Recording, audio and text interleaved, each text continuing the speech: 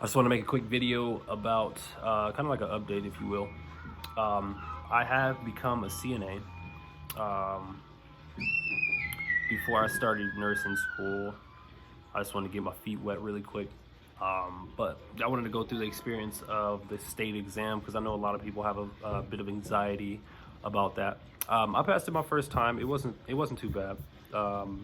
What it was is there is two types of tests you'll have to take: a written exam, and then you all have to take a skills exam, which is more physical. So the written exam, it was pretty simple. We all got there about 8 o'clock. And then we turned in our paperwork, everything else like that got signed in real quick with the, it was the nursing instructors from the program that I'm actually in who gave us the test. But, and it's in California, by the way. I don't know if I said that or not, but it was a 70 question test. Really a 60 question test because 10 of the questions were not graded. I don't know why they do that, but they do. Anyway, that test was not really hard at all. I would still say study just because that's a good habit to. See that fly? Y'all see that fly? Trying to take me out, baby. But I would still say study just because it's a good habit to always know what you're doing and just have knowledge. And this is the foundation of actual nursing. So, I mean, it can't hurt to know your fundamentals, right? But that exam wasn't really hard at all. Nothing to really stress about like that. So take a deep breath. Don't worry about that too much. Now, the skills exam, it's a little bit of a different story. That one, I'll give you guys a couple tips as well. But that one was, we took that, some people took it right after they finished their test. It was kind of like first come, first serve type situation. We took them in pairs, so it was two classmates who went in at the same time, and we were partners. We switched off in the bed. One was patient, one was caregiver. So we went in there. It took me about, I'd say like 45 minutes to an hour to finish the written exam. So I had to wait a little bit before I was able to take the actual skills exam.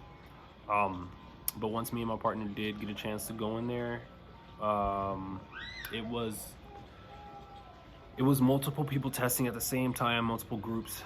I would say there might have been about 8 of us in there at once, so 4 groups. I don't know if it paused or not, but still going. My bad. 4 groups, and all different proctors for each of us. So there were 4 proctors, 8 students. And then we had 5 skills apiece. So my 5 skills were, I believe, hand washing, blood pressure, feeding a patient, dressing a patient with the weak right side, I believe it was, and then what was the last one? Come on. Putting a anti-embolytic hose on a patient, and they usually use those for like people with just to keep the blood flowing in the legs, basically. But sorry, my son's here. Hi, baby. Oh, you want snacks? You say hi to YouTube. Oh, say hi. Hi. They're right there. Say hi, YouTube. Okay, here. You want snacks? Sure. All right, go play with it. Sorry, he likes granola. Anyway, where was that? Yeah, but we have 5 skills. And then once you get hand washing out the way, I would say just remember these 3 things on every skill, because some of them can be critical fails. Some of them can be critical fails, which is, this isn't a critical fail, but it's always good to remember it, which is pull the privacy curtain, because I know a lot of people forget to do that. And then put the bed in the lowest position, put the call light within reach, and wash your hands. So the reason those 3 are important is because you don't want the patient to fall out of a high bed, especially for someone like me who's tall. I'm about like 6'3". That patient falls from a height that's my waist level, they're probably going to injure themselves pretty good, because most of the patients you're with are geriatric patients, and it can even be a life-threatening injury. Next, call light. You want to know what's going on with your patient. You want your patient to be able to reach you. Communication is key with that one. And then what was the last one? I'm blinking it right now, dude. Terrible today. I'm sorry, guys. Oh, most important. My bad. Last one was infection control, washing hands. So that's something that you want to carry with you and wherever you're going, really. Even if you don't like nursing, or wherever you want to go to the food industry, let's say, you still want to practice infection control, wash your hands, just as a normal human being in everyday life. But especially in a caregiver station, because we don't want any nosocomial infections, baby.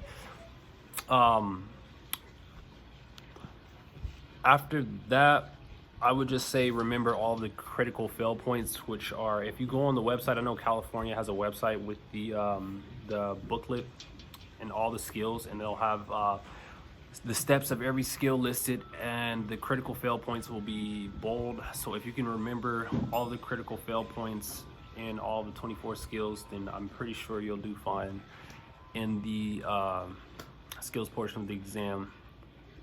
Other than that, I would say, you know, the basics, the usual. Get a good breakfast, get a good night's sleep, be there early. Don't try to rush and come at the last second, because somebody tried that and they lost their paperwork and did not get to test that day, which really sucked. But other than that, just try to stay calm, don't get nervous, and kill it, because you can. Anyway, that's it for this video. Go ahead and like, comment, subscribe. I'm gonna make a new Instagram because my last one got hacked. So if you guys want to follow me on there and subscribe on here, I'm gonna be doing a giveaway soon. So I will see you guys in the next video.